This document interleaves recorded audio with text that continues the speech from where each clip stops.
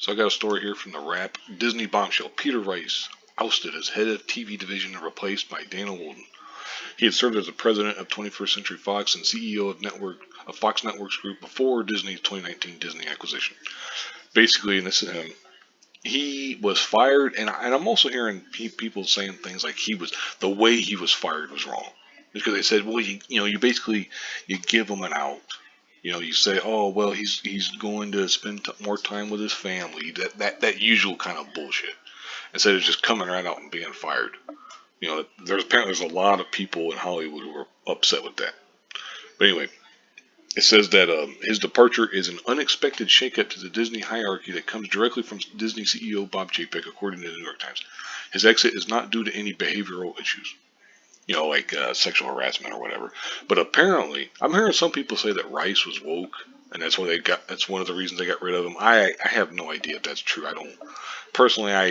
I'm a little skeptical of that, because it basically sounds like some people were saying that because he was in charge over at Fox, or one of the people over in charge over at Fox. And then when they got bought by Disney, that Fox was a little more loose, whereas Disney was more buttoned up, as they would say, and that it led to some issues and stuff. And people also say that Chapek lacks emotional intelligence, that he's not a good people person, and so on. But anyway, this doesn't go into too many details. I mean, you can look it up elsewhere if you really want to see what other people are talking about. But like the Wrap here, it mainly just talks about now. This is weird, because Rice's contract, which was renewed last August, ran until the end of 2024, and the company is expected to pay it out.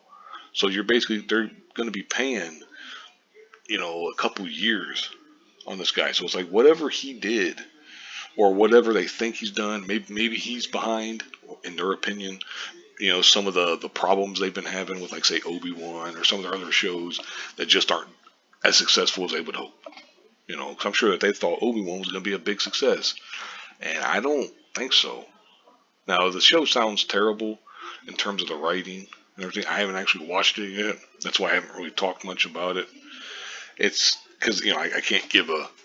All I would be doing is parodying someone else's opinion, and you could find that kind of stuff elsewhere. Anyway, but it's like maybe he's just a fall guy for it. I don't know. It says Rice did not immediately respond to requests for comments. Of course, he's not going to. I mean, what the hell?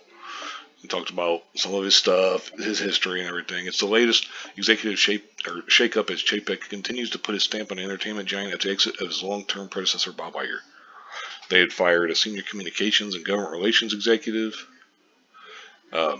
Sources say Rice's firing caught many within the company off guard. Its stock has gone way down, and of course, then they got the so-called "don't say gay" bill, which doesn't say that at all. Whatever.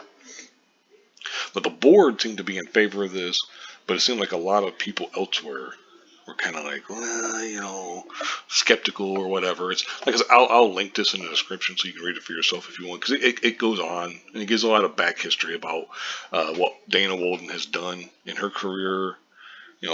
What Peter Rice had done in his career and all that kind of stuff. It's hard to say what's going to happen. So here's another article. They were blindsided. His bold power play. And we'll see what happens if it shakes out or whatever. I don't want to talk too long about that because a lot of this stuff is to be determined. So I'll go ahead and wrap this up here.